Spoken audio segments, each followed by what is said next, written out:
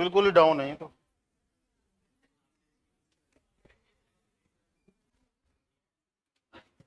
कल set theory start हुआ था, ठीक है। कुछ बेसिक बातें हमने कल कवर कर ली थी, सेट का क्या मीनिंग होता है। और सेट का ये मीनिंग नहीं है कि आप कुछ भी उठाएं और इकट्ठा कर लें और आप कहें कि ये सेट बन गया, ऐसे तो ग्रुप बन जाएगा।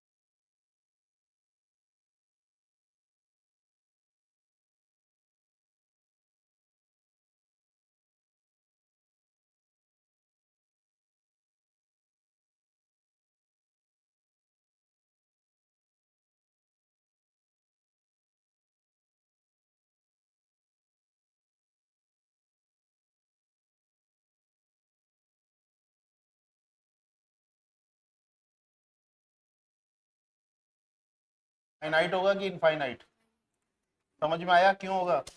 क्योंकि हेयर गिने जा सकते हैं, एक मुश्किल काम है लेकिन किया जा सकता है। आज से 100 साल पहले या 200 साल पहले तो लोग ये भी मानते होंगे कि यार चांद पे जाना भी इम्पॉसिबल है, कौन जा सकता है चांद पे, ये कैसे संभव है, चांद पे नहीं जा सकते भाई, है ना, कौन जाएगा उड़ के। लेकिन दुनिया पहुंचेगी नहीं पहुंचेगी? क्या कभी किसी ने सोचा था कि अमेरिका में बैठा हुआ आदमी फोन करेगा और डायरेक्ट यहाँ पे फोन मिल जाएगा और आवाज सुन लेंगे हम उसकी, फिर आज की डेट में हम उसकी तस्वीर भी देख सकते हैं। तो इम्पॉसिबल चीजें हो रही है ना पॉसिबल, बन रही है। हो सकता है आज 10-15 साल में उड़ने वाली कार भी दिख जाए, पॉसिबल है।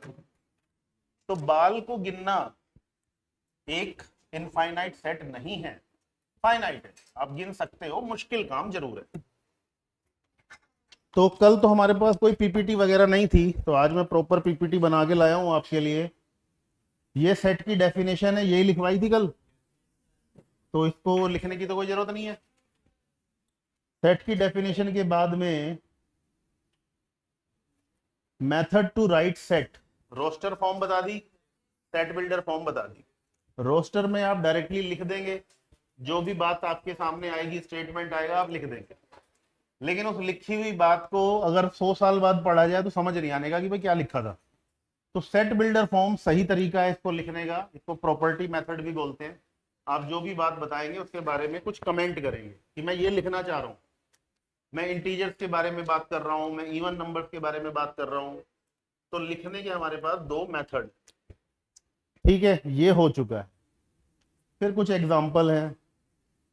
अब आ जाओ जी टाइप्स ऑफ सेट पे, हम इस पे थे। तो मैंने आपको नल सेट बता दिया, नल सेट की रिक्वायरमेंट क्यों है ये बता दिया, क्योंकि कोई सेंस नहीं बनता ना भाई, हम नल सेट बना रहे हैं, हमने स्टेटमेंट सही दिया था, लेकिन इसमें हमारी क्या गलती है, हमारे स्टेटमेंट को फुलफिल करने वाला डेटा हमें मिल ही नहीं पा रहा। हम तो सही कह रहे हैं लेकिन डेटा नहीं मिल पा रहा, नहीं मिल पा रहा तो हम उसे बोलेंगे नल सेट। सिंगलटन सेट जिसमें सिर्फ एक ही एलिमेंट आए, फाइनाइट सेट जिसके एलिमेंट को गिना जा सके, सिंपल। जो गिन सकते हो वो फाइनाइट है, जो नहीं गिन सकते हो वो इनफाइनाइट है। तो इनमें तो कुछ ऐसी बात नहीं है, छोटी छोटी बातें लिखी हुई हैं। अगर कोई सेट फाइनाइट है तो हम ये बोल रहे हैं कि हम उसके एलिमेंट गिन लेंगे। अब एलिमेंट गिन लोगे तो इसे हम मैथमेटिक्स में बोलते हैं या तो कार्डिनल नंबर, या हम बोलते हैं ऑर्डर ऑफ ए सेट। तो अगर कोई पूछता है कि सेट का कार्डिनल नंबर बताओ, तो आप उसके एलिमेंट गिन लो, जितने लिखे हुए हैं उतने बता दो, 5 लिखे हुए हैं 5 बता दो, 10 लिखे हुए हैं 10 बता दो। तो ऑर्डर ऑफ फाइनाइट सेट का मतलब यही होता है, आप उसे कार्डिनल नंबर भी बोल सकते हैं। लिखने का तरीका है या तो ओ ऑफ ए लिख देना या एन ऑफ ए लिख देना। नीचे एक एग्जांपल छोटा सा दिया हुआ है। तो ये सब बहुत ही छोटी छोटी चीजें हैं, इसलिए मैं इन पर ज्यादा टाइम लगाऊंगा नहीं। ये बहुत ही छोटी छोटी चीजें हैं, मतलब अगर बच्चा आईआईटी की तैयारी कर रहा होता है तो अंडरस्टूड होता है कि वो समझ जाता है, जल्दी समझ जाता है। आईआईटी की तैयारी उसी बच्चे को करनी चाहिए जो चीजों को जल्दी समझ लेता हो, ये बहुत जरूरी है। अगर जल्दी नहीं समझ पा रहे हो तो कोशिश करो कि चीजें जल्दी समझ में आए, एक ही बारी में समझने की आदत डालो, ठीक है।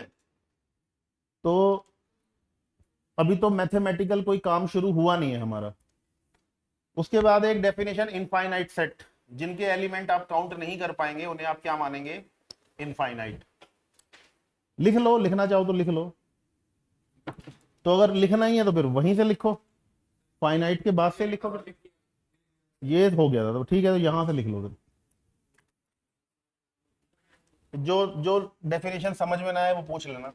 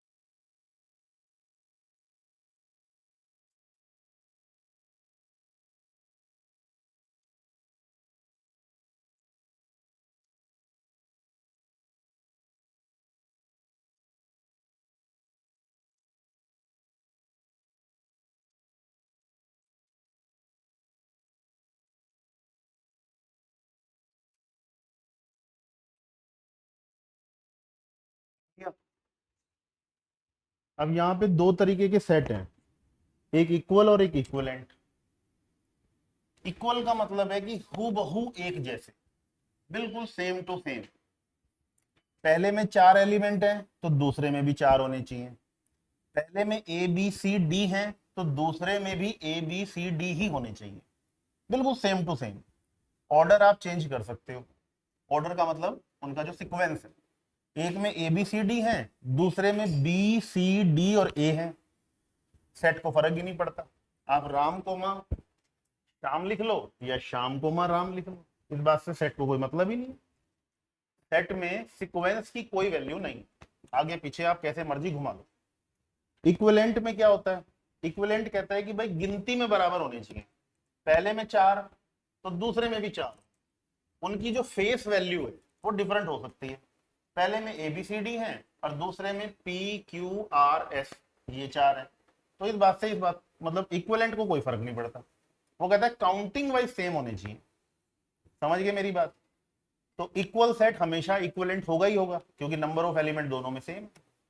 लेकिन हर इक्विवेलेंट सेट इक्वल सेट हो जाए ये जरूरी नहीं है, हो भी सकता है, नहीं भी हो सकता। अगर फेस वैल्यू सेम है तो इक्वल बन जाएगा, नहीं है तो नहीं बनेगा। यहां तक तो सब कुछ सिंपल सिंपल सा ही है, कुछ ऐसा है ही नहीं है ना कि जिसमें बहुत ज्यादा जोर दिया जाए समझाने के लिए। ये सब तो छोटी मोटी डेफिनेशन है अभी तो ये लिख लिया हो तो आगे बढ़ूं?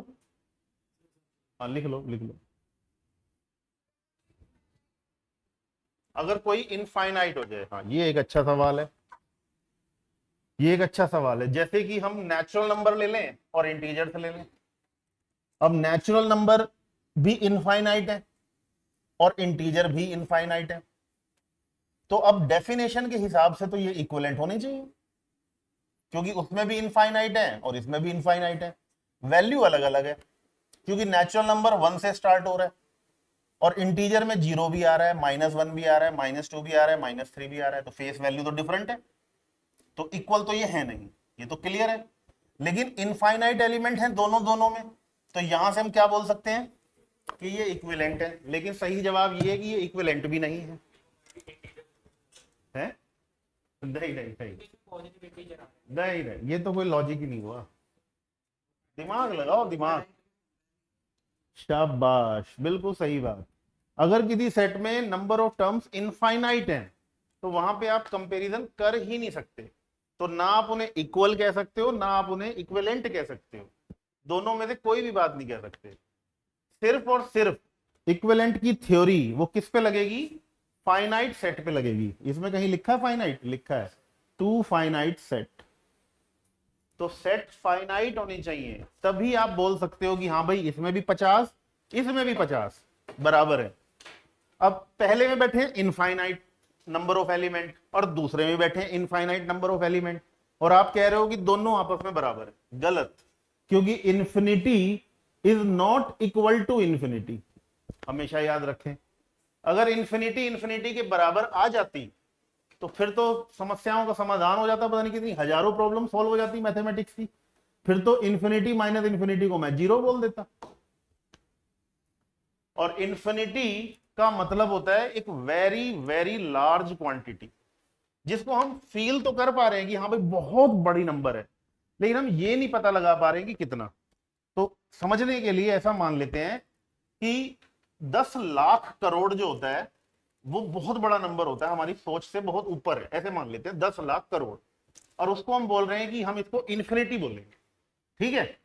अब किसी बच्चे ने क्या किया, उस 10 लाख करोड़ रुपए में अपनी तरफ से 1 रुपया और डाल दिया, तो अब आप उसे क्या बोलोगे? मेरे पास मान लीजिए 10 लाख करोड़ रुपया है और मैं ये मान के चल रहा हूं कि ये इनफाइनाइट अमाउंट है, ये बहुत बड़ा नंबर है, इससे बड़ा दुनिया में कुछ होता ही नहीं मान लो, और तुमने उसमें 1 रुपया और मिला दिया तो वो तो उससे भी बड़ा हो गया, और किसी ने उसमें 2 रुपए मिला दिए तो वो उससे भी ज्यादा बड़ा हो गया। तो जब आप एक बहुत बड़े नंबर को इन्फिनिटी कह रहे हो, तो उस बहुत बड़े नंबर में अगर कुछ और मिला दिया जाए तो उसे क्या कहोगे? उसे भी इन्फिनिटी कहोगे। तो फिर ये भी इन्फिनिटी है, और अगर ये भी इन्फिनिटी है तो फिर इसका मतलब है कि इन्फिनिटी खुद इन्फिनिटी के बराबर नहीं है। समझ रहे हो कि नहीं? तो जब बराबर ही नहीं है तो कंपैरिजन कैसे कर सकते हो? तो आप ना उसे इक्विवेलेंट कहोगे और ना ही इक्वल कहोगे। लॉजिक क्लियर है? इक्वल का तो तुम्हें वैसे ही दिख रहा होगा, क्योंकि इंटीजर में तो -3 भी आएगा, -2 भी आएगा, नेचुरल में तो आएगा। तो इक्वल तो इसलिए नहीं है, और इक्विवेलेंट इसलिए नहीं है क्योंकि इनफाइनाइट होने की वजह से बराबर नहीं मान सकते। क्लियर?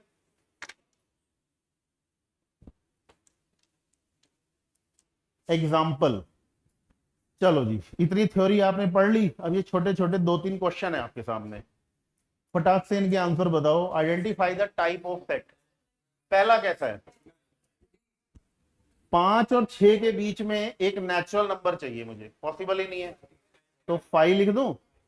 ABC कैसा है? फाइनाइट, क्योंकि इसमें तुम गिन पा रहे हो, ये इनफाइनाइट हो गया, बिल्कुल सही। ये बताओ 1 2 6 7 और 6 1 2 7 7 इक्वल, क्योंकि 7 7 दो बार आ जाए तो मीनिंगलेस है, लिखोगे आप उसे एक ही बार, और ऑर्डर की कोई वैल्यू है नहीं। 6 1 2 7 लिख लो या 1 2 6 7 लिख लो, तो ये कैसा हुआ?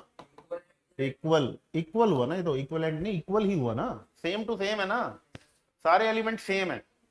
लास्ट वाला, लास्ट वाले में करली ब्रैकेट में जीरो आने का मतलब है एक एलिमेंट आ गया, तो ये क्या हो जाएगा? सिंगलटन।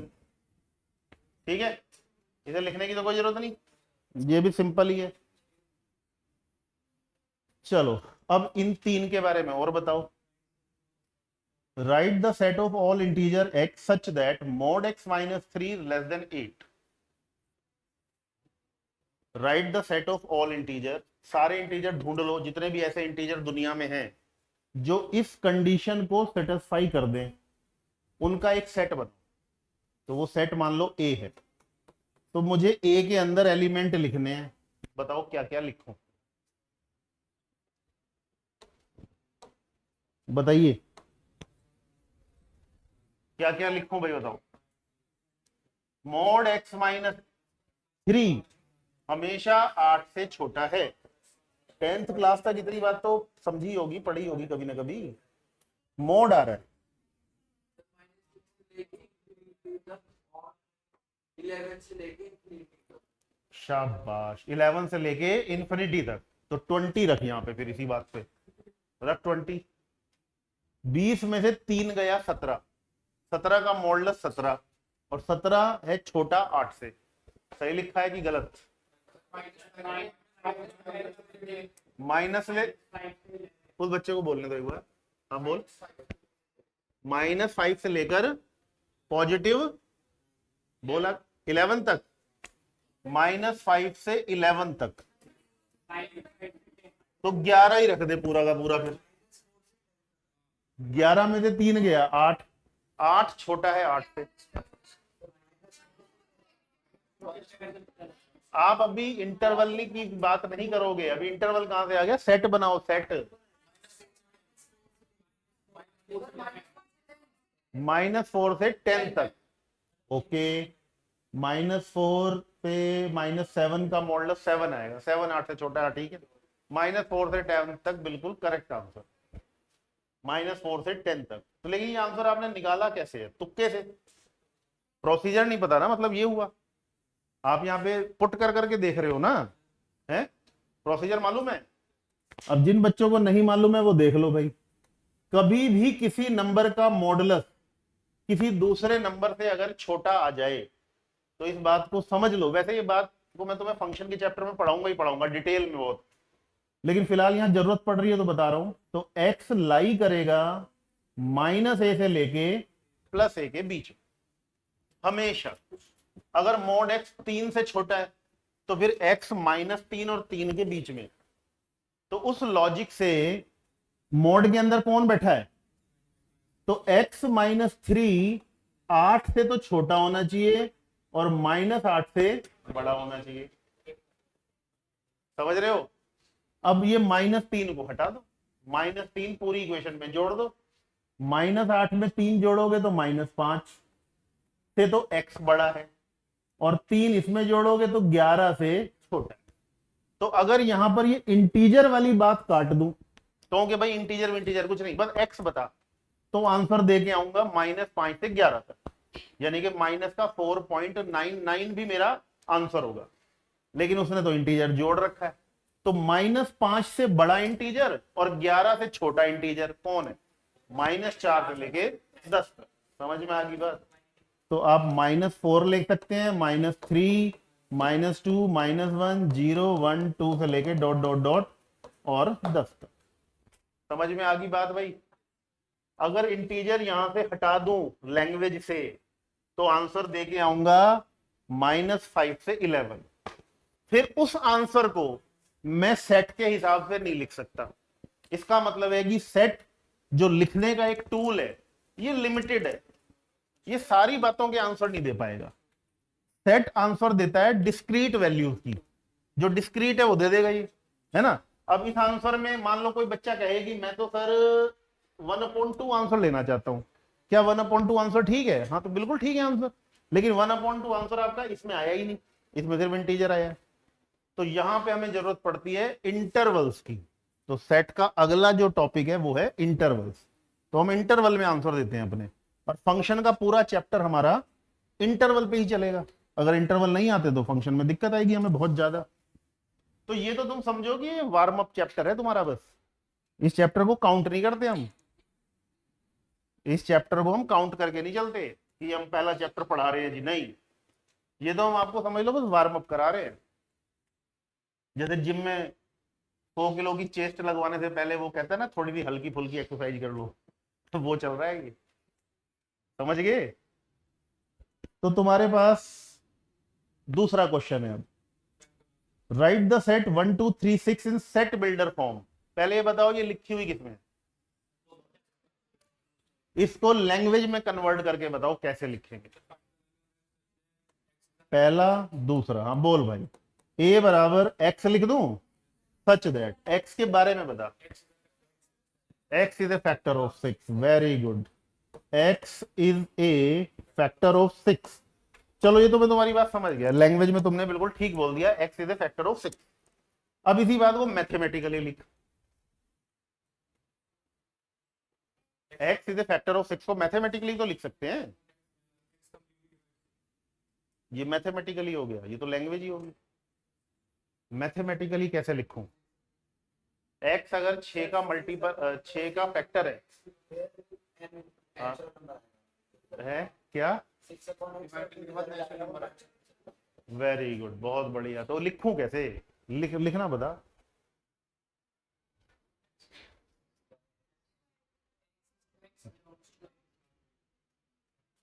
एक्स सच दैट, अब एक्स के बारे में कोई फार्मूला तो बना, फिर बाद में लिख देंगे एक्स बिलोंग्स टू, वो तो बाद में आ जाएगा। 6 upon X belongs to N, N मतलब नेचुरल नंबर, तो 6 अपॉन एक्स हमेशा एक नेचुरल नंबर होना चाहिए। तो इससे 1 2 3 6 आ जाएगा, आ जाएगा भाई, ठीक कह रहा है बच्चा, देख लो, नहीं आएगा।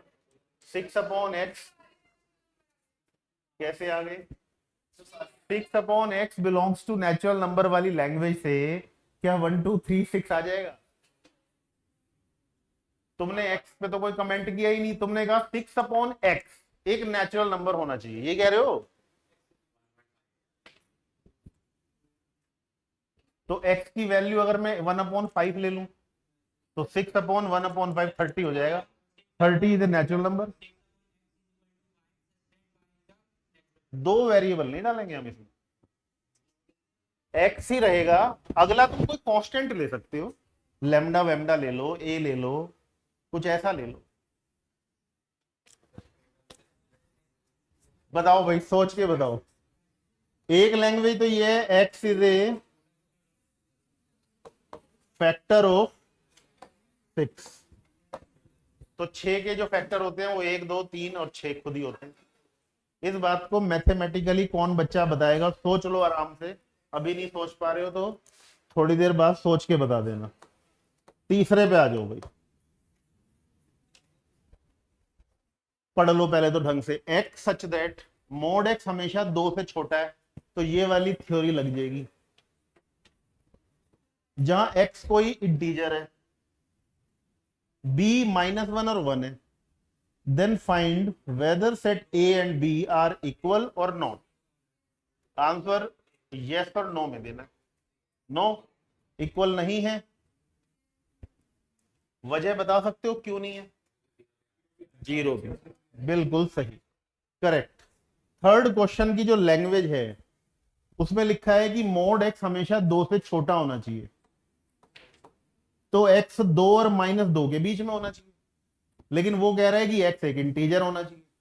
तो -2 से बड़ा और 2 से छोटा, सिर्फ 3 ही इंटीजर इस दुनिया में है, -1 0 और 1। तो यानी कि पहला वाला सेट रोस्टर फॉर्म में लिखा जा सकता है -1 0 एंड 1, और बी तो आपको क्लियर कट दिया हुआ है जो कि -1 एंड 1 है। तो ना तो ये इक्विवेलेंट है और ना ही ये इक्वल है, तो एम्प्लाइज होता है कि A is not equal to B. सही बात है, कोई डाउट तो नहीं छोटे मोटे क्वेश्चंस में? देख लो आराम से पढ़ लो, अपनी शुरुआत है हमारी। अगर तुम्हें कोई दिक्कत आ रही हो, क्योंकि ये मैं तुम्हें मतलब पूरे यकीन के साथ ये बात कह रहा हूँ कि मैं तो 20 साल हो गए पढ़ाते पढ़ाते, इतना आसान तुम्हें दोबारा नहीं मिलने का, इतना आसान चैप्टर तुम्हें दोबारा नहीं मिलने का, ये जान लो। इसके बाद आएगा रिलेशन फंक्शन। रिलेशन फंक्शन में बड़े बड़े बच्चों को तो छोड़ो, टीचर फेल हो जाते हैं, घूम जाते हैं टीचर भी कि हो क्या रहा है ये, जब ग्राफ आएंगे और जब फंक्शन आएंगे दुनिया भर के। तो सबसे आसान चैप्टर चल रहा है, कुछ पूछना है दोबारा पूछ लो, पूछना है? सब समझ में आ रहा है तुम्हें पीछे? ठीक है, ठीक है भाई, कोई बात नहीं है। हाँ बता बेटा। है हाँ मैथमेटिक्स बताओ ना तुम, मेरा सवाल तुमसे, तुम उल्टा मुझसे कर रहे हो, ये क्या बात हुई भाई? पेपर तुमने देना है आईआईटी का कि मैंने देना है? ये तो तुम्हें बताना है मुझे, मेरा सवाल है। जब नहीं हार जाओगे तब बताऊंगा, ऐसा थोड़ा बताऊंगा। ये तो वैसे ही लिखा हुआ है। चलो जी, अब आ जाते हैं हम, तो वो तो उसमें लिखा हुआ है, लैंग्वेज में लिखा हुआ है, उसमें कुछ नहीं है, देख ली, वो तो लैंग्वेज है। x is a natural number and divisor of 6, वही जो आपने बोला फैक्टर। मैं तो इसके अलग पूछ रहा हूं ना, मैथमेटिकली कैसे लिखेंगे। चलो भाई, अब ये छोटी छोटी डेफिनेशन के बाद में अब थोड़ी सी चीज हमारे काम की आई है। पहला टॉपिक सेट का, सबसेट एंड सुपरसेट। इसके बाद में आएगा पावर सेट, तो हमें इसे समझना है। लैंग्वेज बोर्ड पे लिखी हुई है, लेकिन मैं पहले तुम्हें समझा देता हूं इसका मतलब। सबसेट का क्या मीनिंग है, देख, जैसे मान लो हमारे पास एक सेट ए है और इसके अंदर है मेरे पास 3 एलिमेंट 1 2 3। अब तुम इसको अपनी प्रैक्टिकल लाइफ में, रियल लाइफ से रिलेट करके समझो तो तुम्हें लंबे समय तक याद रहेगा। ये 1 2 3 मान लो मेरे 3 दोस्त हैं, ठीक है, और मेरे घर पे कोई फंक्शन है, तो मुझे मेरे फादर ये बोलते हैं कि भाई तेरे 3 दोस्त हैं, तुझे अपने तीनों दोस्तों को पार्टी में बुलाना हो तो तेरी मर्जी, किसी 2 को बुलाना हो तो तेरी मर्जी, किसी 1 को बुलाना हो तो तेरी मर्जी। तो मुझे ये काउंट करके बताना है कि मैं कितने डिफरेंट तरीकों से अपने इन 3 दोस्तों को अपने घर इनवाइट कर सकता हूं। ये जो तरीके आएंगे, इन्हें ही मैथमेटिक्स में क्या बोला गया है, सबसेट। चाहे इसकी किताबी लैंग्वेज ये है कि जब एक सेट के सारे एलिमेंट दूसरे में कंटेन हो जाए तो पहले वाले को हम दूसरे वाले का क्या बोलते हैं, सबसेट। लेकिन रियलिटी में जो मीनिंग है वो उसका यही है कि इन 3 को अपने घर इनवाइट करने का, या यूं कह लो पढ़ी लिखी लैंग्वेज में कि 1 2 3 3 एलिमेंट का एक सेट है, इसको मैक्सिमम कितने पार्टीशन में ब्रेक कर सकता हूं। जितने पार्टीशन में मैं इसे ब्रेक कर दूंगा उतने ही मेरे क्या बन जाएंगे, सबसेट। तो मेरे पास सबसे पहला तरीका है कि मैं 1 और 2 को इनवाइट कर लूं। दूसरा तरीका है कि मैं 2 और 3 को इनवाइट कर लूं। तीसरा तरीका है कि मैं 1 और 3 को, तो 2 के पेयर तो ये हुए। एक तरीका ये है कि मैं सिर्फ 1 को इनवाइट करूं, या मैं सिर्फ 2 को इनवाइट करूं, या मैं 3 को इनवाइट करूं। एक तरीका है कि मैं तीनों को ही बुला लूं, तो तीनों आ गए। और एक तरीका है कि मैं किसी को भी इनवाइट ना करूं, तो जब मैं किसी को भी इनवाइट नहीं करूंगा तो क्या आ जाएगा, 5। तो 5 यहां पे बताता है कि आप किसी को इनवाइट नहीं कर रहे। ये जो 8 आपको यहां पे लिखे हुए दिखाई दे रहे हैं, ये 8 के 8 इसी में से निकाले गए हैं, किसी भी एक्सटर्नल एलिमेंट की कोई भी हेल्प नहीं ली गई। इन 8 के 8 को हम इसका क्या बोलते हैं, सबसेट। जब हम इन 8 को बहुत ध्यान से देखते हैं तो हमें नजर आता है कि यार 7 का बिहेवियर एक जैसा है और 1 का बिहेवियर थोड़ा सा अलग है। कैसे? सेट तो सबका सबसेट होगा। हाँ, नल तो सबका होगा ही होगा, तो बनेगा, क्योंकि ये तरीका तो हमेशा रहेगा ना कि आप किसी को मत बुलाओ। आप इसको देखो, ये जो है वो इन 8 में थोड़ा सा अलग है। कैसे? क्योंकि ये एग्जैक्टली इसके क्या है, बराबर। बाकी सातों के सातों अगर देखा जाए तो इससे छोटे हैं। छोटे हैं कि नहीं है? छोटे मतलब नंबर ऑफ एलिमेंट कम है। भाई उसमें 3 हैं, इनमें 2 हैं, इनमें 1 है और इसमें तो एलिमेंट ही नहीं है। तो ये 7 में एक जैसी कंडीशन लग रही है। ये इकलौता ऐसा है जो इसके बिल्कुल बराबर है। ये बात समझ में आ रही है? तो ये जो 7 एक जैसे दिखते हैं, इनको मैथमेटिक्स में बोला गया प्रॉपर सबसेट। तो इनका नाम अलग बनाया गया, ये प्रॉपर सबसेट है। और जो ये इकलौता एक है, इसे बोला गया इम्प्रॉपर सबसेट।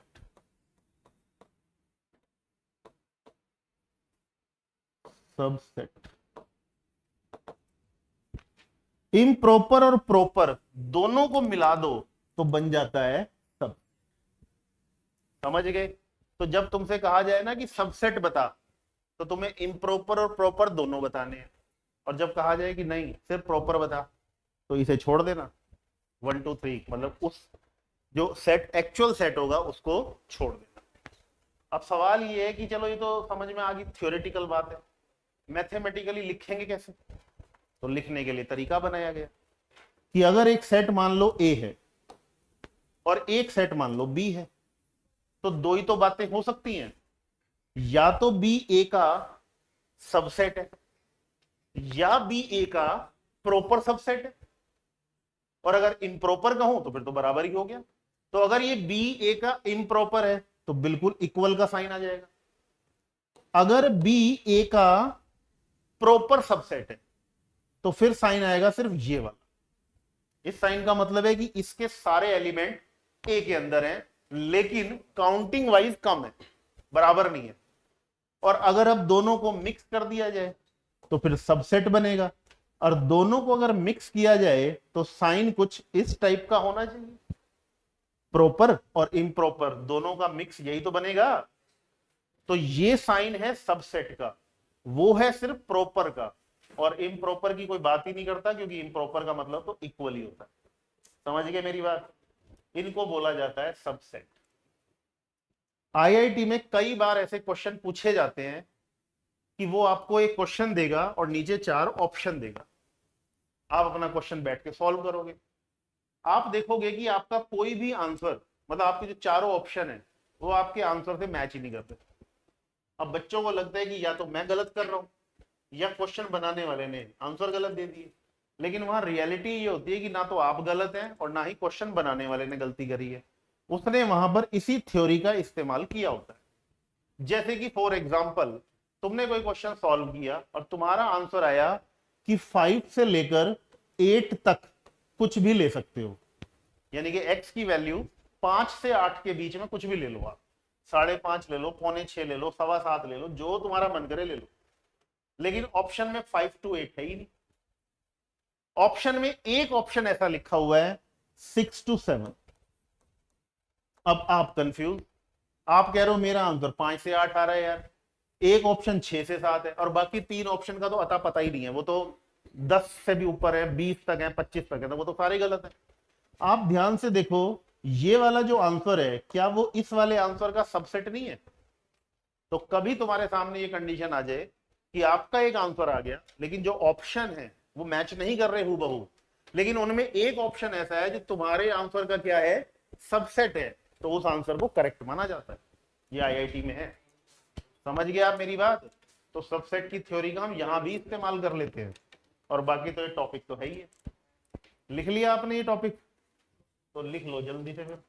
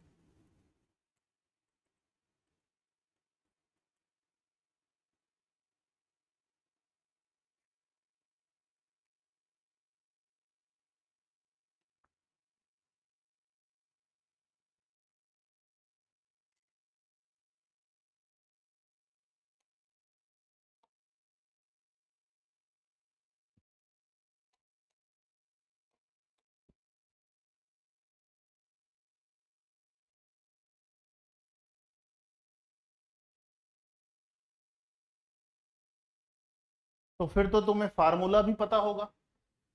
जब तुम्हें ये पता था कि इसके 8 सबसेट आते हैं 2 की पावर n, तो 4 एलिमेंट लूंगा तो फिर 16 आएंगे, 5 लूंगा तो 32 आएंगे, ठीक है ना। तो उसे भी हम लिख लेंगे 2 की पावर n।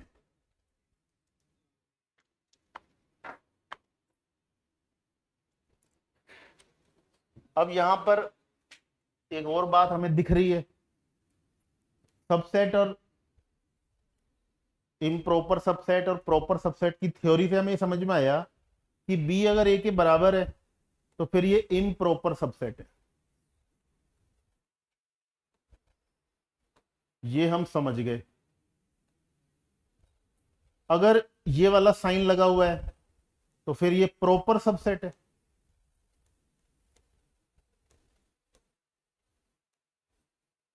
और अगर ये वाला साइन है तो फिर उसको बोलते हैं हम सबसेट। तो तीनों के नाम अलग अलग हैं, 3 अलग अलग कंडीशन में। सवाल ये उठता है कि हर बार ए तो ए ही रहा, ए का क्या नाम है? तो ए का तीनों ही कंडीशन में नाम है सुपरसेट। तीनों ही कंडीशन में आप ए को क्या बोलोगे? सुपरसेट, क्योंकि ये इन सबको अपने अंदर क्या कर रहा है? कंटेन कर रहा है। तीनों ही कंडीशन में बी ए में कंटेन हो जाता है, तो ए इन तीनों ही कंडीशन में क्या है? सुपरसेट। समझ गए? ये मैथमेटिक्स का सबसे आसान चैप्टर चल रहा है। मैं बार बार अपनी बात रिपीट कर रहा हूं। अगर किसी को इसमें भी दिक्कत आ रही हो, मुश्किल लग रहा हो, तो तुम समझ लो कि फिर आगे आगे क्या होने वाला है। हाँ हाँ, तो एयर भी बराबर ही है वहां पे तो।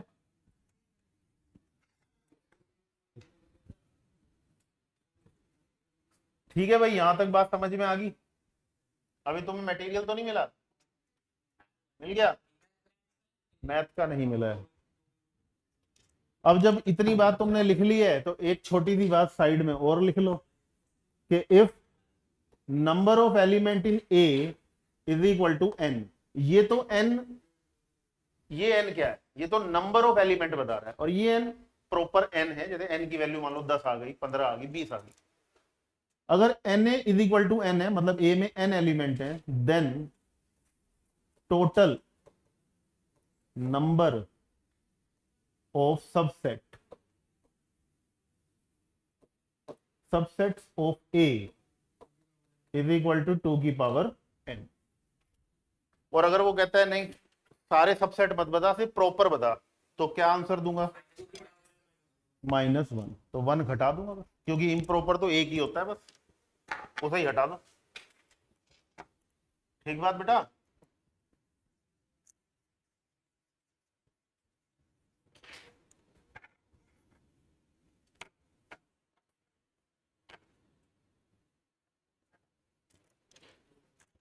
जेई में कहते हैं कि मैथमेटिक्स सबसे हार्ड आता है, पता भी होगा आपको, है ना।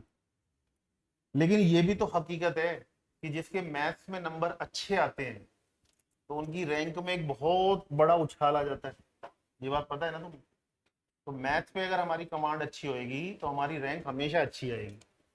मैथ में कमांड अगर हमारी कम होगी तो हो सकता है कि हमारी रैंक आ जाए जेई में, लेकिन अच्छी रैंक नहीं आएगी। इसलिए मैथ जिनका अच्छा होता है उनकी रैंक बहुत अच्छी हो जाती है। इसलिए मैथ पे फोकस ज्यादा देना। और कोई हार्ड वर्ड नहीं आता है, कहने सुनने की बात है। लोगों को मैथ आता नहीं, चक्कर ये है। जब आता नहीं है तो वो कहते हैं हार्ड है, हार्ड है, हार्ड है। कुछ भी हार्ड नहीं है, बहुत ही सिंपल है। वो तुम्हें महीने 2 महीने में पता चली जाएगा अपने आप ही, अगर सीरियस होकर पढ़ते रहोगे तो एक एक चीज तुम्हें समझ में आ जाएगी। हाँ ऐसा ऐसा होता है, ठीक है। कुछ भी रटना नहीं है हमें। प्रॉपर सबसेट की पूरी थ्योरी लिखवा दी मैंने आपको, इम्प्रॉपर की लिखवा दी, सब कुछ बता ही दिया, तो ये तो लिखने की जरूरत है ही नहीं। क्या करोगे इसे लिख के?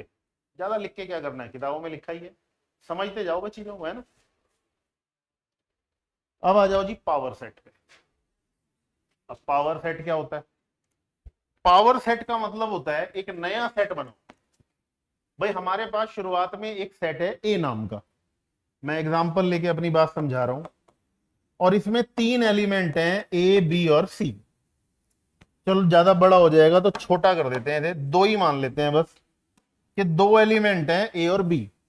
तो मैं इसके सबसेट निकाल सकता हूं। इसका सबसेट होगा एक तो 5, मतलब मैंने किसी को नहीं बुलाया अपने घर, या मैंने ए को बुलाया, या मैंने बी को बुलाया, या मैंने ए और बी को दोनों को बुला लिया, तो ये 4 ही सबसेट बन सकते हैं। इन चारों को इकट्ठा करके फिर एक सेट बना दिया। ये 4 अपने आप में क्या हैं? सेट है। ये सेट है ना, ये 2 एलिमेंट कंटेन कर रहा है ए और बी, ये खुद एक सेट है। और ये सेट इस बड़े वाले सेट का क्या है? एलिमेंट। जैसे कि अपनी फैमिली के ट्री में ही देख लो ना, जैसे कि हमारे दादाजी के लिए हम क्या हैं? उनके बेटे, यानी कि एक एलिमेंट उनके लिए। और अपने बच्चों के लिए हम क्या है? फादर, है कि नहीं? मतलब अपने बच्चों के लिए मैं क्या हूं? एक सेट हूं। और अपने फादर के लिए मैं क्या हूं? एक एलिमेंट हूं उनके सेट का। समझ पा रहे हो कि नहीं? वही सेम कहानी यहां है। ये खुद अपने आप में क्या है? एक सेट। लेकिन इस सेट के लिए ये क्या है? एक एलिमेंट। समझ पा रहे हो? इसमें बड़ा कंफ्यूजन रहता है बच्चों को, इसमें कंफ्यूज मत होना। ये ए कोमा बी नाम का जो सेट है वो इसके लिए क्या है? एक एलिमेंट है। समझ पा रहे हो मेरी बात? इसको बोला जाता है मैथमेटिक्स में पावर सेट। बाकी ऊपर थ्योरी लिखी हुई है, उसे आप लिख लो, पढ़ लो, बाकी है यही बस, और कुछ भी नहीं है। फिर इसके बारे में अब जो जरूरी बातें हैं वो मैं आपको बताता हूं, पहले तुम लिख लो।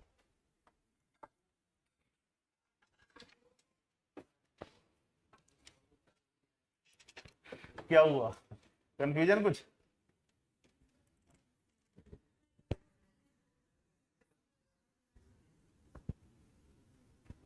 तो जितने भी सबसेट आए उन सबको कलेक्ट करो और एक नया सेट बनाओ। उसको मैथमेटिक्स में बोला गया पावर सेट। वैसे जहां तक मुझे याद है, मैंने तो इसको कहीं पे भी आईआईटी के एग्जाम में यूज होते हुए नहीं देखा।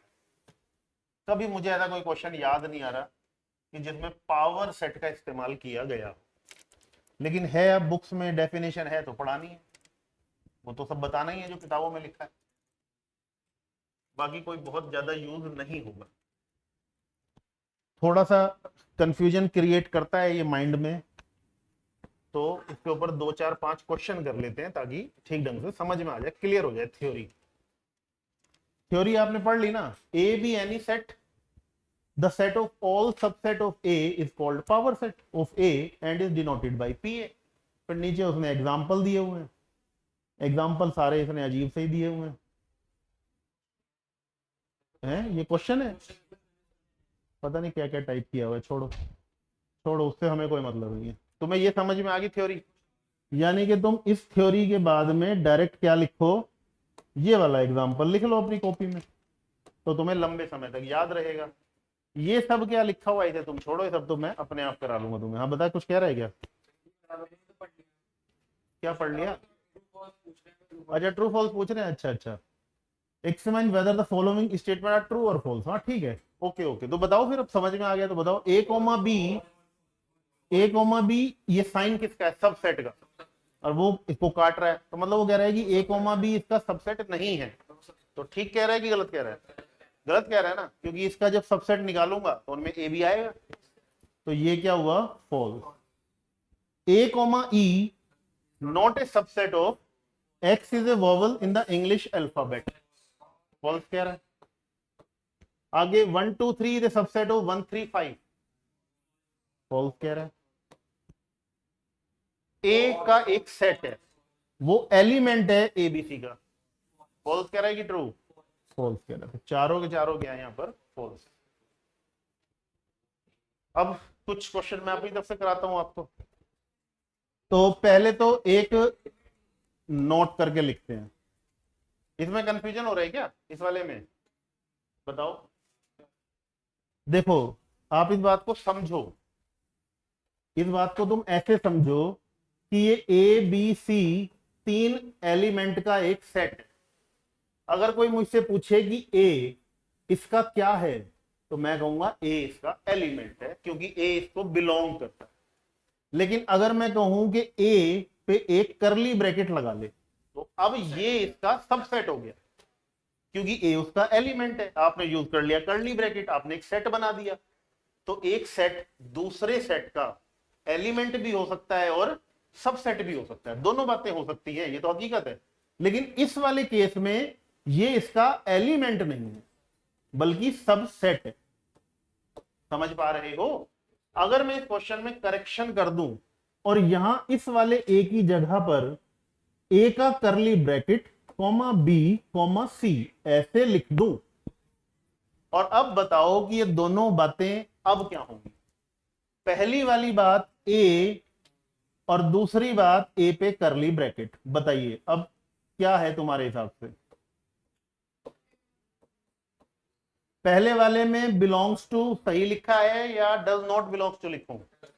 डज नॉट बिलोंग्स टू, क्योंकि ए पे करली ए जो है वो इसका एलिमेंट अब नहीं है। और अब आता है करली ब्रैकेट में ए। अब बताओ ये इसका सबसेट है कि नहीं है? पहले तो सबसेट बताओ।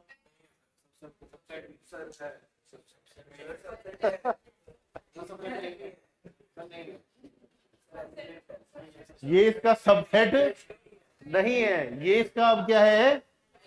एलिमेंट। समझ रहे हो?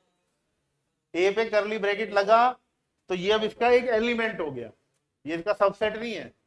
फिर दोबारा देखो, ये ए है, ये बी है और ये सी है, और मुझे बनाना है सबसेट। मुझे सबसेट चाहिए और वो भी ए का ही चाहिए, तो बताओ क्या लिखूं? डबल करली ब्रैकेट। पहले तो मैं एलिमेंट लूंगा, ये एलिमेंट है, ये सबसेट नहीं है, एलिमेंट है। इस एलिमेंट को फिर से करली ब्रैकेट में डाल दो, तो अब ये सेट बन गया। अब ये इसका क्या है? सबसेट। समझ पा रहे हो? ठीक है, तो पहला नोट क्या लिख लो आप कि if number of element in A बराबर लैम्डा, ए में लैम्डा एलिमेंट थे, तो number of element in power set of A definitely 2 की पावर लैम्डा होंगे, क्योंकि पावर सेट में सारे के सारे सबसेट आ जाते हैं, और सबसेट कितने होते हैं? 2 की पावर लैम्डा। समझ रहे हो बात को कि नहीं? देख लो अच्छे से। क्लियर है?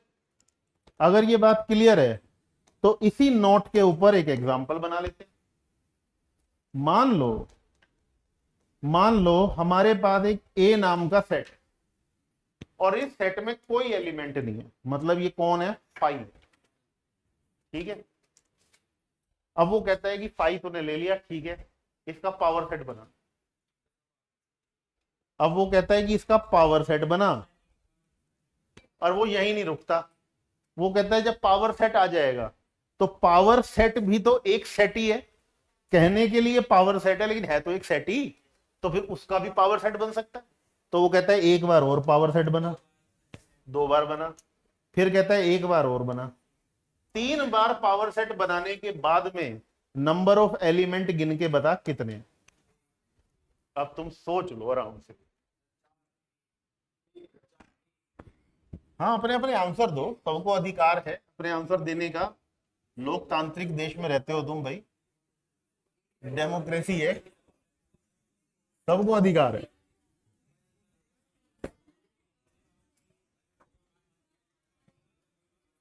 है बेटा? 1, ठीक। आपका आंसर 4। और कोई बच्चा? 4। तुम बताओ भाई, तुम तीनों बच्चों का क्या कहना है? नहीं आया समझ? अब देख लो, अब इतनी देर से मैं तुमसे पूछ रहा था सब समझ में आ रहा है, तुमने कहा आ रहा है। अब जैसे ही मैंने क्वेश्चन पूछा समझ में आ रहा है। सुनो सर, प्लीज थोड़ा ना फास्ट चल रहा है, हमें बिल्कुल भी नहीं आता सेट। मतलब हमें ऐसा लग रहा है कि सारे बच्चे ना पढ़ के आ रखे हैं, न्यू स्टूडेंट है हाँ सारे। हाँ, okay okay okay okay, slow कर देते हैं, कोई दिक्कत नहीं। स्लो कर दूं? इससे पहले तो डेफिनेशन ही थी खाली, वो सारी डेफिनेशन लिख ली ना, तो इस पे तो हम अभी टाइम लगाएंगे। 16। तो भाई मेरे पास कुछ आंसर आ चुके हैं, मतलब कुछ रुझान आ गए।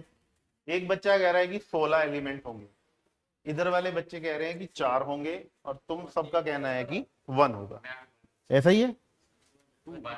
1 आंसर है आपका, आपका आंसर 16, आप दोनों का आंसर 1 और आपका 4। 4 सिर्फ आपका ही है या आप लोगों का भी है? 4 4 4, आपका 2। ठीक, ठीक है। अब देख लेते हैं भाई, कोई बुराई नहीं है। हमने पढ़ा कि A 5 है, तो फिर लॉजिकली 5 में नंबर ऑफ एलिमेंट कितने हो गए? 0। और जो नोट लिखवाया है वो कहता है कि पावर सेट में नंबर ऑफ एलिमेंट कितने होते हैं? 2 की पावर लैम्डा, यानी कि 2 की पावर 0, यानी कि एक एलिमेंट आएगा पावर सेट में, एक एलिमेंट आएगा। अब तुम इस पे फिर एक और पावर सेट लगाना चाहते हो, तो ये जो डबल पी हो गया, इससे पहले वाला जो सेट है वो इसके लिए सेट का काम कर रहा है ना, तो उसके अंदर एलिमेंट होंगे 2 की पावर 1, यानी कि 2। और अगर मैं एक बार और पावर सेट इस्तेमाल कर लूं तो उसके लिए अब एलिमेंट कौन हुए? 2, तो 2 की पावर 2, और 2 की पावर कितनी होती है? 2। तो आपके पास 3 बार पावर सेट अप्लाई करने के बाद नंबर ऑफ एलिमेंट कितने आने चाहिए? 4। क्लियर? ये तो तुमने फार्मूले से देख लिया कि भाई 4 आते हैं। अब हो सकता है तुम्हारे मन में ये इच्छा भी आ रही हो कि हमें दिखाओ कौन कौन से 4 है वो। भाई 4 को दिखाना कोई मुश्किल काम थोड़ी ना, दिखाया जा सकता है। तो मैथमेटिक्स का फार्मूला कहता है कि भाई 4 सबसेट हैं, सॉरी पावर सेट में 4 एलिमेंट आएंगे। अब सवाल ये है कि क्या हम उन्हें देख सकते हैं? बिल्कुल देख सकते हैं। देखो, ए है 5 में मतलब कोई एलिमेंट नहीं है, मुझे इसके सबसेट निकालने, तो इसके टोटल सबसेट कितने होंगे? टोटल अच्छा नंबर छोड़ो, आप सबसेट ही बोलो सीधा। टोटल सबसेट कितने होंगे ऑफ ए के? एक तो होगा ही होगा, क्योंकि 5 तो सबका सबसेट होता है, तो इसका एक सबसेट हो गया जी 5। क्लियर है? तो अगर मैं इसका पावर सेट बनाऊं, तो पावर सेट कहता है कि एक सेट बना और उसके अंदर जो भी सबसेट आए थे वो रख दे, तो इसके अंदर कौन आ गया? 5। क्लियर है बात? अब तुम्हारे पास नया सेट ये, अब मैं तुमसे ये पूछ रहा हूं कि इसके सबसेट बताना, इसके सबसेट। तो टोटल, हाँ वो दिखने भी चाहिए ना तुम्हें, तब तुम्हें मतलब सही तरीके से समझ में आ जाएगी बात। Total subset of power set of A, इसके सबसेट बताने। तो कोई भी दुनिया का सेट हो, उसका एक सबसेट तो 5 होना ही होना। और दूसरा कौन होगा?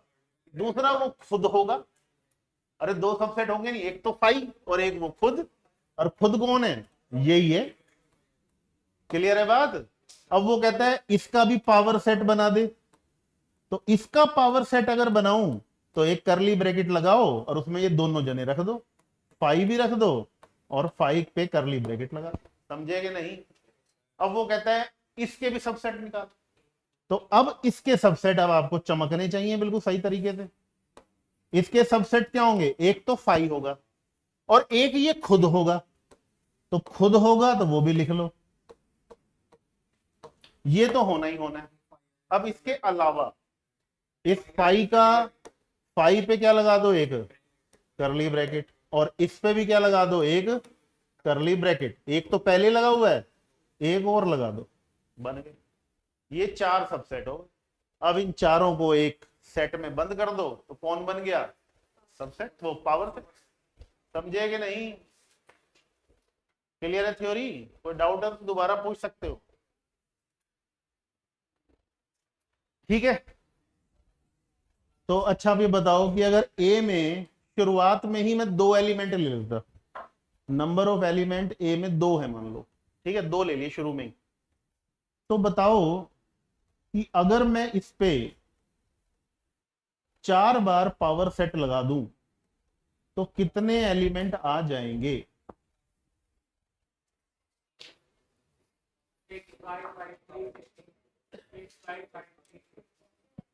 अरे ये तो बहुत तगड़ा आंसर दे दिया तूने यार भाई। टू टू की पावर में बोल।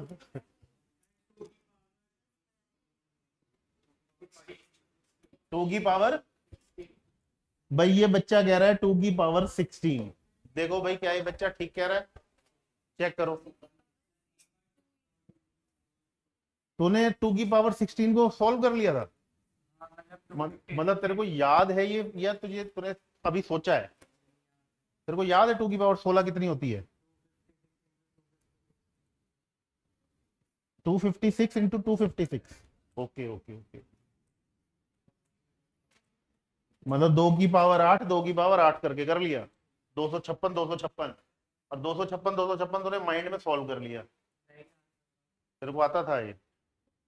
तो तूने वो पढ़ा हुआ है क्या, वो मैथमेटिक्स में वो क्या कैलकुलेशन वाला एक वैदिक मैथ और अबेकस भी होता है ना, वो पढ़ा हुआ है क्या? क्योंकि ये तो हम तो नहीं कर सकते। अगर तू कर लेता है तो बहुत अच्छी बात है भाई, ये तो प्लस पॉइंट है। कैलकुलेशन फास्ट होना समझ लो एडिशनल नंबर तुम्हारा एक। चलो भाई, अब कोई भी हम कैलकुलेशन में फंसेंगे तो मैं सबसे पहले तुझे देखा करूंगा, तो उस कैलकुलेशन को कर दियो फटाफट है। चलो भाई, ये बच्चा कह रहा है कि 2 की पावर 16 है आंसर, क्या ठीक बात है? बताइए।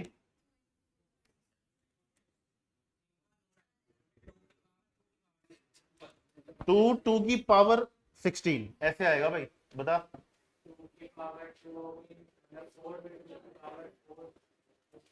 नहीं नहीं, वो सब हम कर लेंगे। तू ये बता कि ये आंसर करेक्ट है, कॉन्फिडेंट है इस आंसर पे? ये कह रहा है कि आंसर ये नहीं है, आंसर आएगा 2 की पावर 2 और फिर ऊपर पावर 16। ये बच्चा ये कह रहा है। मैं तेरे से ये पूछ रहा हूं कि तू अपने आंसर पे कॉन्फिडेंट है बेटा, या एक बार और चेक कर ले? और तू भी चेक कर ले भाई, दोनों जने चेक कर लो। या तो दोनों गलत हो या कोई एक गलत है, दोनों तो सही हो नहीं सकते है? ये ठीक है? हो सकता है कि मैंने तो अभी सोचा ही नहीं है भाई, मैं तो सोचूंगा। लिखने में सोच लिया हो। नहीं, ये गलत है।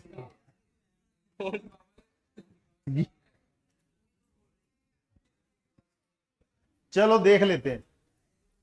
4 बार पावर सेट का इस्तेमाल करना है, हम एक बार से शुरुआत करते हैं। देखो भाई, पहली बार जब पावर सेट लगाओगे तो 2 की पावर 2 आएगा, ध्यान से सुनना। जब 2 बार पावर सेट लगाओगे तो 2 की पावर 2 की पावर 2 आएगा। हम ऐसे चलेंगे तो एक फार्मूला तैयार हो जाएगा, तो हम इसे कैलकुलेट नहीं करते, ठीक है? जब हम तीसरी बार लगाएंगे तो 2 की पावर 2 की पावर 2 की पावर 2 आ जाएगा, और जब हम चौथी बार लगाएंगे तो ये 4 आ चुके हैं तो 5 हो जाएंगे। तो फाइनल आंसर ये होगा। इतनी बात तो क्लियर हो गई? यानी कि अब मेरे पास एक फार्मूला तैयार। फार्मूला कैसे तैयार?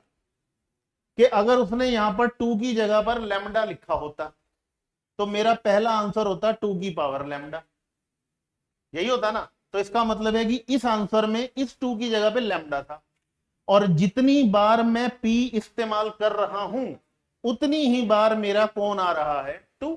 तो अगर मैं 100 बार भी P लगा दूं तो इसका मतलब है कि 2 की पावर 2 की पावर 2 की पावर 2 की पावर 100 बार, और उसकी पावर कितनी, लैम्डा। हमेशा के लिए एक फार्मूला बन गया, अब हमें दोबारा कभी भी करने की जरूरत नहीं है। अब इसे कैलकुलेट करके देखो, ये इतनी चीज है 4, तो 3 बार ये, और ये कितना हो गया 4। फिर इन दोनों को कैलकुलेट करो तो 2 की पावर 16, और 2 की पावर 16 को सॉल्व करने की जरूरत नहीं है, बड़ा नंबर है। और जेई की तैयारी में हम इतना कैलकुलेशन पे ज्यादा ध्यान नहीं देंगे कि इसे सॉल्व करने बैठ जाए ना। 2 की पावर 16, ये बच्चा ठीक है? ठीक है बेटा, तो कोई बात नहीं है, हो जाती है, इसमें कोई दिक्कत वाली बात नहीं है। उस बच्चे को एक क्रेडिट जाता है, चाहे उस बच्चे ने आंसर गलत दिया हो, लेकिन तुम इस बात को तो देखो ना, उसने सबसे पहले आंसर दिया और उसने ये आइडिया दिया कि आंसर 2 की पावर 16 टाइप का कुछ आएगा।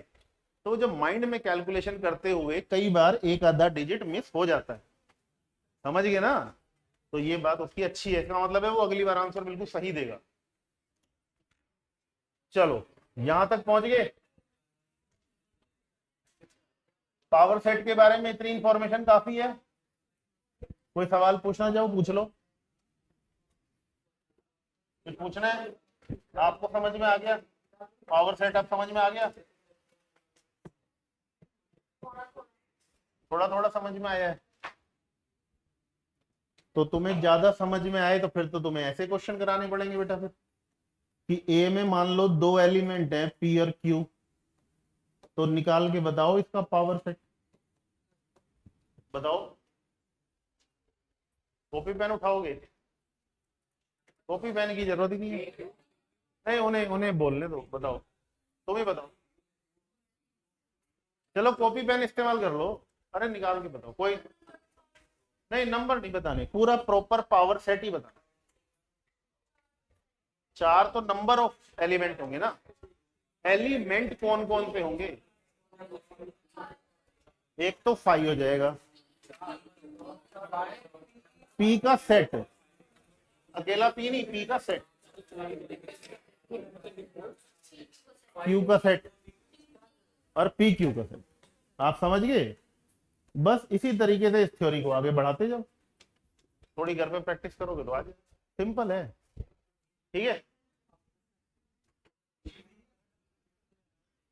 नेक्स्ट डेफिनेशन है हमारी यूनिवर्सल सेट।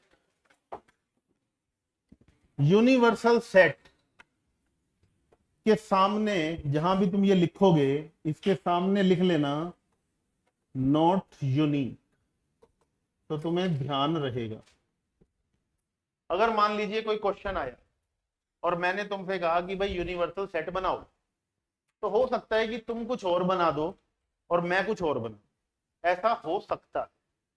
वो क्यों? क्योंकि वो डेफिनेशन में आपको समझ में आएगा कि जो लिखा हुआ है उसके हिसाब से ये कह रहा है कि a set containing all possible element which occur in the discussion is called universal set. वो कहता है कि हम कोई डिस्कशन कर रहे थे आपस में और उसमें 3 सेट इस्तेमाल हो रहे थे, हमें एक और सेट की जरूरत पड़ गई जिसका नाम है यूनिवर्सल। तो वो कहता है कि एक ऐसा सेट बना लो जो डिस्कशन में आपके पास 3 सेट है ना, ये तीनों के तीनों उस सेट के क्या हो? सब सेट। मतलब इन तीनों के लिए एक सुपर सेट बना दो। तुमने एक सुपर सेट बना लिया, मैंने भी वही सुपर सेट बनाया है जो तुमने बनाया, लेकिन मैंने तुम्हारे वाले सुपर सेट में एक एलिमेंट एडिशनल डाल दिया। अगर एक एलिमेंट एडिशनल डाल दूं तो क्या मैं गलत हो गया डेफिनेशन के अकॉर्डिंग?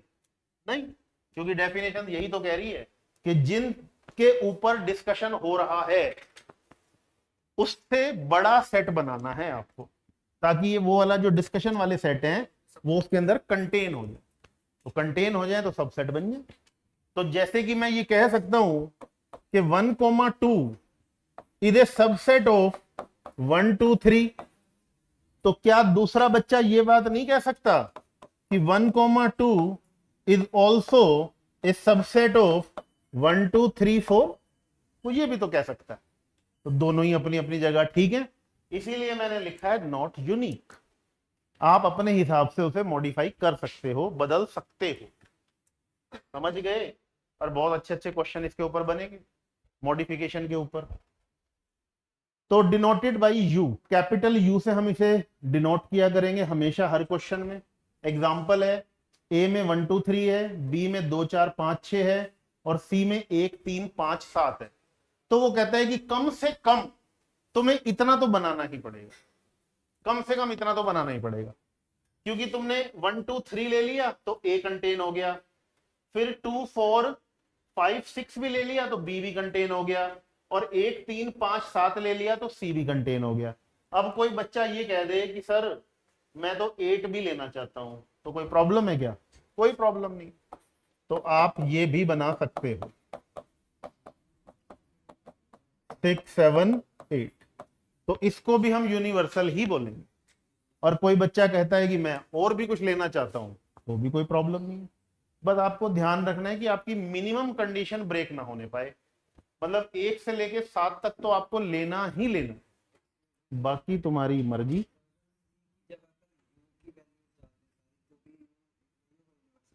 सी की जगह पर सी की जगह पे 1 से लेके 7 तक सारी वैल्यू डाल दें, और फिर हम कहें कि क्या यू यही है? हाँ बिल्कुल यही है, कोई प्रॉब्लम नहीं है, बिल्कुल आप ले सकते हैं। कोई भी वेरिएशन आप डाल के देख लो। जैसे ये तो मैंने आपको बता दिया नॉट यूनिक वाला। अब जो तुम बात कह रहे हो उस पे ले लेते हैं। मान लो तुमने कहा कि ए के अंदर हैं 1 2 3, बी के अंदर हैं 2 3 4 5, बस मैं 2 ही सेट ले रहा हूं। तो तुमने कहा कि मैं यूनिवर्सल सेट बना रहा हूं। अच्छा एक काम करते हैं, इसमें 1 और ले लेते हैं, है ना, तो ज्यादा क्लियर हो जाएगा। तुमने कहा कि मैं यूनिवर्सल सेट बना रहा हूं ओनली 1 2 3 4 5, जो कि ठीक बी के बराबर ही है। तो बताओ कि क्या ठीक बनाया है? आंसर है ऑफ कोर्स ठीक बनाया है, कोई दिक्कत नहीं। तुम्हें बस ये देखना है कि ये दोनों इसके सबसेट हो रहे हैं कि नहीं हो रहे, बस इससे ज्यादा तुम्हें सोचना ही नहीं। इससे तुम कम नहीं ले सकते, बड़ा चाहे चाहे जितना मर्जी कर लो, तुम इसे 6 ले लो, 7 ले लो, 8 ले लो, चाहे जितना मर्जी ले लो, उससे कोई फर्क नहीं पड़ता। समझ में आ गई बात? ये डेफिनेशन हमारी यहाँ पे खत्म। अब शुरू होती है हमारे कुछ बेसिक ऑपरेशन जो हमें पता होनी चाहिए। नॉर्मल मैथमेटिक्स में हमने बचपन से लेके अब तक हम सीखते आए हैं कि चीजों को जोड़ा कैसे जाए, घटाया कैसे जाए, मल्टीप्लाई कैसे की जाए, डिवाइड कैसे किया जाए, स्क्वायर रूट कैसे निकाला जाए, ये हम सीखते आए हैं। अब हम पढ़ रहे हैं सेट। तो हमारे दिमाग में ये बात आती है कि यार सेट भी आपस में जुड़ जाते हैं क्या, या सेट भी आपस में घट जाते हैं? कुछ ऐसा होता है सेट में कि नहीं होता? हमें ये सोचना है। तो जब सोचोगे तो तुम्हें तुम्हारे सवाल का जवाब मिल सकता है। क्या 2 सेट आपस में जोड़े जा सकते हैं? तो जवाब है नहीं, नहीं जोड़े जा सकते। क्या 2 सेट आपस में घटाए जा सकते हैं? घटाए जा सकते हैं। क्या 2 सेट मल्टीप्लाई किए जा सकते हैं? मल्टीप्लाई किए जा सकते हैं। क्या डिवाइड किए जा सकते हैं? नहीं। जोड़ नहीं सकते, डिवाइड नहीं कर सकते, घटा सकते हो, मल्टीप्लाई कर सकते हो। जोड़ने का एक अल्टरनेटिव है जिसे बोलते हैं यूनियन, लेकिन वो बिल्कुल जोड़ने जैसा नहीं है। घटाने वाला भी बिल्कुल घटाने जैसा नहीं है। घटाने का मतलब ये नहीं है कि एक सेट में बैठा है 1 2 3 और दूसरे में बैठा है ये, और मैंने कहा घटाओ। तो घटाने का मतलब ये नहीं है कि 1 में से 1 घटा दिया जी 0 आ गई, ऐसा नहीं है। घटाने का मतलब यहां दूसरा। ठीक है, तो सेट के अपने कुछ ऑपरेशंस हैं जिनको मैथमेटिक्स में हम बोलते हैं अलजेब्रा ऑफ सेट। तो हमारा नेक्स्ट आर्टिकल है मतलब मैथमेटिक्स में जो अलजेब्रा है ना, अलजेब्रा, इस अलजेब्रा मैथमेटिक्स की ब्रांच का काम ही यही है बस, कि जोड़ें कैसे, घटाएं कैसे, मल्टीप्लाई कैसे करें, रूट कैसे निकालें, डिवाइड कैसे करें, ये सारा कवर करता है अलजेब्रा, जिसे हिंदी में बोलते हैं अंक गणित। और जो दूसरा फंक्शन की हमें नॉलेज देता है उसे बोलते हैं हम कैलकुलस। ठीक है, जिसे बोलते हैं बीज गणित। दोनों में फर्क है। तो हम पढ़ने जा रहे हैं अलजेब्रा ऑफ सेट, यानी कि सम ऑपरेशन ऑन सेट। अब इसके बारे में मैं लिख देता हूं आपको। तो सबसे पहले को भी समझाने के लिए मैं पहले 2 सेट मान ही लेता हूं, ताकि सब पे एक ही थ्योरी काम कर जाए। लेकिन ये भी ठीक नहीं है, इसे भी छोड़ो। तो हम ऐसे लिखते हैं, पहला यूनियन ऑफ 2 सेट्स। 2 सेट के यूनियन का क्या मतलब है? यूनियन मतलब एक तरीके से जोड़ा ही जा रहा है, लेकिन यहां जोड़ने का मतलब वो नहीं है जो नॉर्मल मैथमेटिक्स में है कि 2 और 3 5 हो गया, वो नहीं है। तो एक सेट ए था मेरे पास, एक सेट बी था मेरे पास। यहां पर दोनों के ऑर्डर का भी कोई लेना देना नहीं है। मान लो ए में 5 है और बी में 50,000 एलिमेंट है, तो होने दो कोई फर्क नहीं पड़ता, तो ऑर्डर का भी कोई लेना देना नहीं है। यूनियन का सिंबल है मैथमेटिक्स में ये वाला यू, इस यू का मतलब है यूनियन। अब इसकी आएगी डेफिनेशन, पहले डेफिनेशन समझ लो, लिखेंगे हम बाद में, मतलब एग्जांपल बाद में। तो डेफिनेशन क्या है कि ए यूनियन बी एक नया सेट बन जाएगा। एक सेट ए है, एक सेट बी है, दोनों का यूनियन किया, एक नया सेट आ गया सी। उस सी के अंदर एक खास बात होगी, क्या? उसके अंदर एक एक्स नाम का एलिमेंट आएगा, और वो एक्स एलिमेंट या तो ए को बिलोंग कर रहा होगा या फिर बी को बिलोंग कर रहा होगा। इस डेफिनेशन को आप पढ़ो और समझो क्या लिखा है। एक नया सेट बना, उसमें एक एक्स नाम का एलिमेंट आया, वो एक्स एलिमेंट या तो ए की तरफ से आया है या फिर बी की तरफ से आया है? वो इनका सुपर सेट हो जाएगा, ये बात आप कह सकते हो। अब इस बात को एग्जांपल से समझ लो। पहले तो एग्जांपल ले लेते हैं। इसमें आवाज आ रही है ना? ठीक है, एग्जांपल लेके समझ लेते हैं हम बात। मान लो ए के अंदर है 1 2 3 और बी के अंदर है मान लो 3 4 5। मुझे निकालना था ए यूनियन बी। डेफिनेशन को पढ़ लो।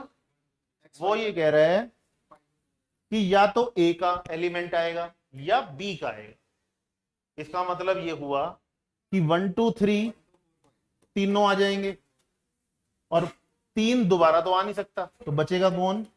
4 और 5, ये दोनों आ जाएंगे। तो टोटल एलिमेंट कितने हो गए? 5। तो हम ये कह सकते हैं कि ये वाला सेट इन दोनों सेट का क्या है? Super set. अगर आप इसे सुपर सेट कह सकते हो तो फिर तुम इसे यूनिवर्सल सेट भी कह सकते हो। तो तुम इसे यूनिवर्सल भी कह सकते हो, सुपर सेट भी कह सकते हो, और सिंपल ए यूनियन बी भी कह सकते हो। ये यूनिक होगा, यूनिवर्सल यूनिक नहीं होता। यानी कि अगर मैं इसमें 6 लिख लूं तो यूनिवर्सल को तो फर्क पड़ेगा नहीं, लेकिन यूनियन को पड़ जाएगा। यूनियन 6 को नहीं आने देगा, तो यूनियन फिक्स है। समझ पा रहे हो बात को कि नहीं? ठीक बात है। अब इसमें कुछ प्रॉपर्टीज है। क्यों नहीं आने? दोनों से बिलोंग करना है। तो वो कह रहा है कि ए का एलिमेंट भी लेना है और बी का एलिमेंट भी लेना है। और लग रहा है किसी एक को लेना पड़ेगा। हाँ, तो किसी एक को लेना पड़ेगा, तो ए के सारे ले लिए, 1 2 3 दोनों को बिलोंग करना है। हाँ, तो 3 क्यों नहीं आएगा?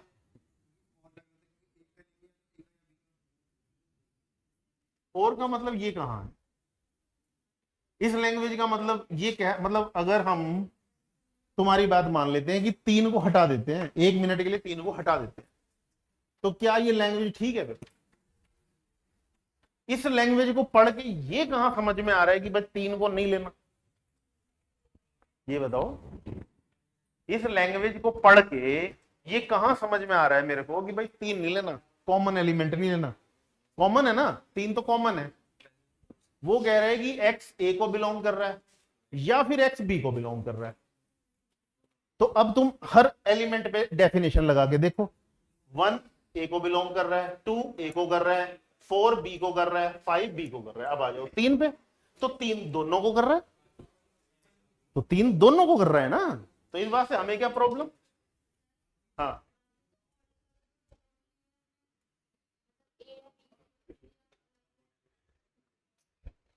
अच्छा, ओनली और का मतलब आप ये समझ रहे हो कि मैं ओनली ए ले लूं या ओनली बी ले लूं? तो फिर ए यूनियन बी मतलब ओनली ए है या A union B only B है? ये मतलब हुआ इस लैंग्वेज का। और का मतलब ये नहीं होता।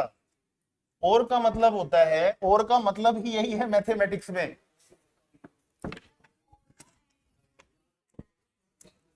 नहीं, ये नहीं, ये मतलब नहीं है। दोबारा सुनो। मान लो ये नंबर लाइन, मान लो ये नंबर लाइन, ठीक है? अच्छा, तुम ऐसे समझ पाओगे, समझ जाओगे। माइनस इन्फिनिटी से लेकर मान लो -10 तक, फिर यहां आ गई 0, फिर ये आ गया मान लो 5, और ये आ गया मान लो इन्फिनिटी।